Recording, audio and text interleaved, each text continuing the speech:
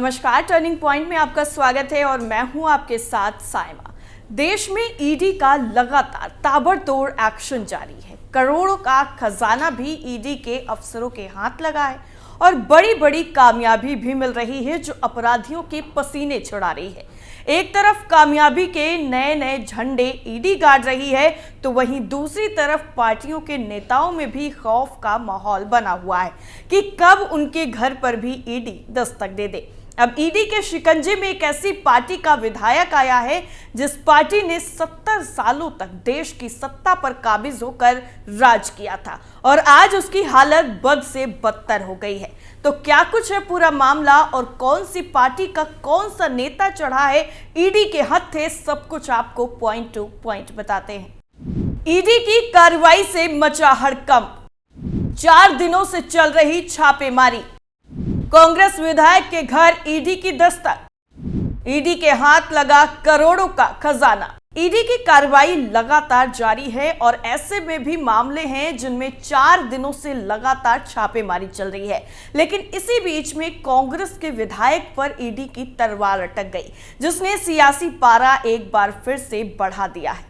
दरअसल प्रवर्तन निदेशालय ईडी लगातार मनी लॉन्ड्रिंग मामले में छापेमार कार्रवाई कर रही है। इसी क्रम में एक टीम ने कर्नाटक कांग्रेस के विधायक के.वाई. नांजेगौड़ा और उनसे जुड़ी कुछ इकाइयों के परिसरों पर 8 जनवरी को तड़के सुबह ही छापेमारी करना शुरू कर दिया। रिपोर्ट से मिली जानकारी के मुताबिक ईडी 61 साल के विधायक के मलूर और कोलार जिलों में मौजूद परिसरों और उनसे जुड़ी कुछ इकाइयों की तलाशी ले रही है। बताया जा रहा है कि स्थानीय पुलिस की कुछ प्राथमिकियों के आधार पर ईडी ने यह मामला दर्ज किया है। गौरतलब है कि कर्नाटक विधानसभा में मलूर सीट का प्रतिनिधित्व कर रहे नांजेगौड़ा कोलार चिकबल्लापुर दुग्ध संघ लिमिटेड के अध्यक्ष भी हैं। वहीं दूसरी तरफ हरियाणा के विधायक के घर पर लगातार 4 दिनों से छापेमारी चल रही है। दरअसल अवैध खनन के खिलाफ ईडी की टीम ने हरियाणा में भी बड़ी कार्रवाई करते हुए हल्ला बोल दिया। यमुनानगर से पूर्व में इंडियन नेशनल लोक दल से विधायक रहे दिलबाग सिंह और उनसे जुड़े कई लोगों पर प्रवर्तन निदेशालय की तरफ से लगातार चौथे दिन भी छापेमारी चल रही है।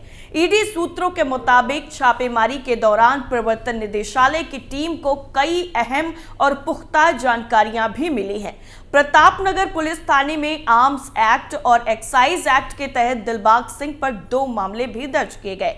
दिलबाग के 7 ठिकानों पर अब भी लगातार रेड जारी है। चौथे दिन पर भी घर पर छापेमारी चल रही है। अन्य 6 जगहों पर ईडी की छापेमारी 6 जनवरी को खत्म हो गई थी, लेकिन अभी भी चौथे दिन कुछ जगहों पर छापेमारी चल रही है और ये छापेमारी कब तक चलेगी इसकी भी कोई पुख्ता जानकारी सामने नहीं आई है। यमुनानगर में पूर्व विधायक दिलबाग सिंह के घर पर चौथे दिन भी छापेमारी चल रही है। यहाँ पर ईडी को जबरदस्त कामयाबी भी मिली है। दरअसल छापेमारी में ईडी की टीम को अभी तक करीब 5 करोड़ कैश, विदेशी हथियार, करीब 300 जिंदा कारतूस, शराब की बोतलें और सोने के बिस्कुट बरामद हुए हैं। इस मामले को लेकर एएसपी हिमांद्री कौशिक ने बताया है कि इस मामले को लेकर ईडी की टीम की तरफ से प्रतापनगर पुलिस थाने में 2 एफआईआर दर्ज करवाई गई हैं। प्रवर्तन निदेशालय की टीम की तरफ से की गई कार्रवाई में टीम ने पुलिस को हथियार सौंप दिए हैं। इन हथियारों की टेक्निकल डिपार्टमेंट से जांच भी करवाई जाएगी। इसके अलावा जो कारतूस बरामद हुए हैं उनकी भी जांच करवाई जाएगी। एक्साइज विभाग की तरफ से भी उन्हें विदेशी शराब के कार्टून मिलने की शिकायत मिली है।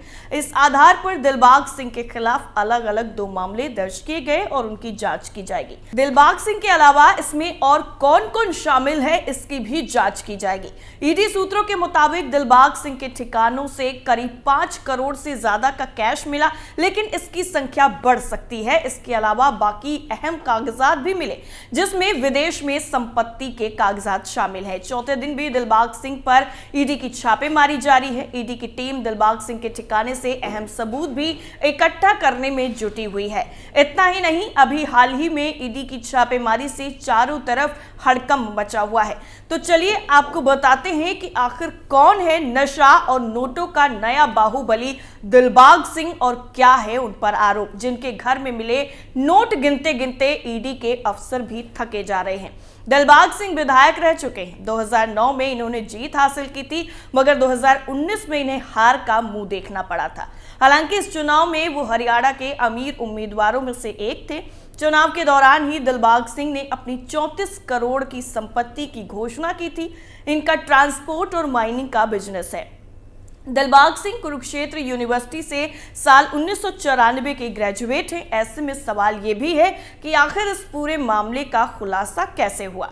दरअसल मनी लॉन्ड्रिंग का ये मामला पिछले दिनों यमुनानगर और आसपास के जिलों में हुए कथित अवैध खनन की जांच के लिए दर्ज की गई हरियाणा पुलिस की कई प्राथमिकियों से सामने आया।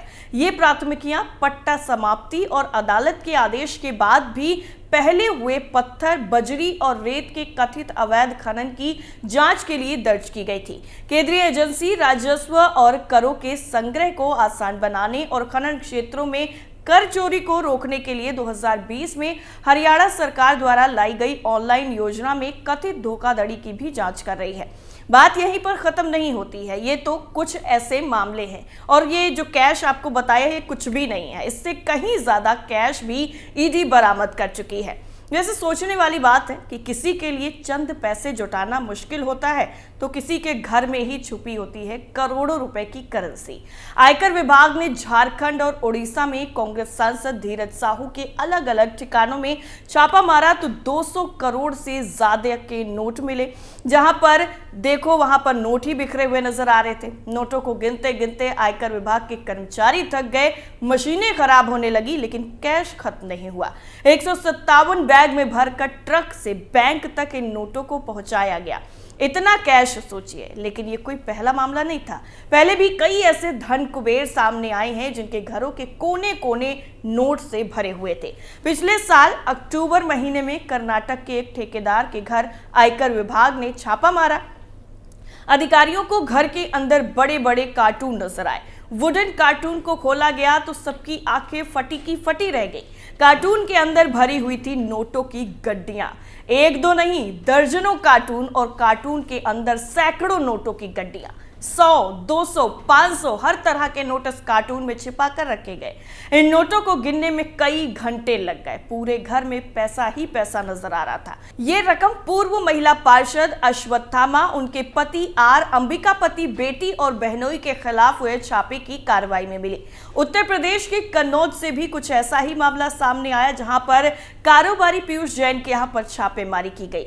आईटी विभाग के कर्मचारी पैसा निकालते निकालते थक गए। घर में अलग अलग जगहों पर छिपाकर नोट रखे गए थे। जब सारे नोट इकट्ठा करके गिने गए तो कुल रकम बनी 194 करोड़। इसके अलावा पीयूष जैन के घर से 23 किलो सोना भी बरामद किया गया।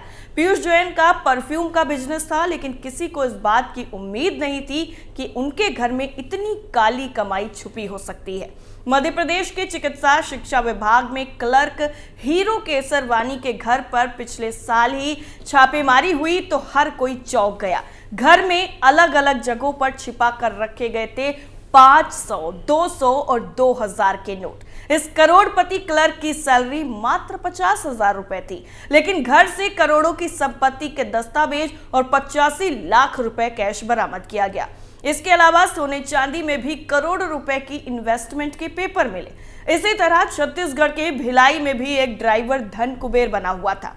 ईडी को खबर मिली थी कि इस ड्राइवर के पास काला धन जमा हुआ है। छापेमारी हुई तो पता चला कि इस ड्राइवर ने अपने एक पुराने घर में एक कमोड यानी टॉयलेट सीट रखी हुई थी और कमोड में रखी गई थी नोटों की गड्डियां। सोचिए, कमोड के अंदर ईडी डिपार्टमेंट को 5 करोड़ रुपए बरामद हुए और वो भी एक ड्राइवर के घर से। पैसा छुपाने के लिए ड्राइवर ने इतना दिमाग लगाया था। उसे लगा था कि शायद कमोड में तो कोई चेक करेगा ही नहीं, लेकिन उसका भांडा भी फूटा और ईडी ने सारा कुबेर का खजाना निकाल कर सामने रख दिया।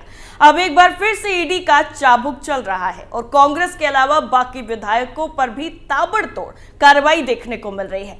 किसी के घर से खजाना मिल रहा है तो किसी के घर से हथियार। अब देखना होगा कि इन मामलों में आगे की कार्रवाई क्या होती है। टर्निंग पॉइंट में फिलहाल के लिए इतना ही। बाकी खबरों के लिए बने रहिए कैपिटल टीवी के साथ। नमस्कार।